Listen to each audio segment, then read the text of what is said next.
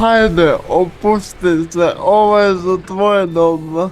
Ali ne treba mi pomoći, ništa ti ja ne vjerujem u te pare psihološke, maglu i dim. Jevi, ajde ulazi.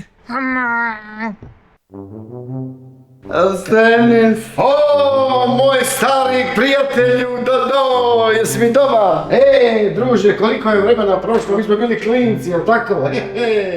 Drago mi je da si uspio u životu. Moj djed, kao što znaš, je bio paralog, razumiješ? I on je dobio ove sve umjetnine od vječnih pacijenata. I tako sam se ja, prijatelju moj, opario i postao Parapsiholog.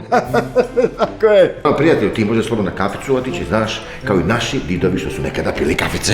Samo opusti jer ja znam šta radim. Ajde vam, ajde. Gospođice Esmeralda, sad ćemo riješiti vaš problem. Ali ja totalno ne znam zašto sam ovdje.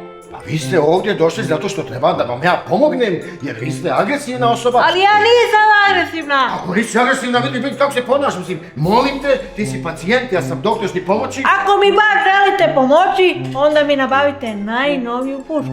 Zašto pušku? Pa za mir u svijetu. Znači PTSP, jel? Prijatelj.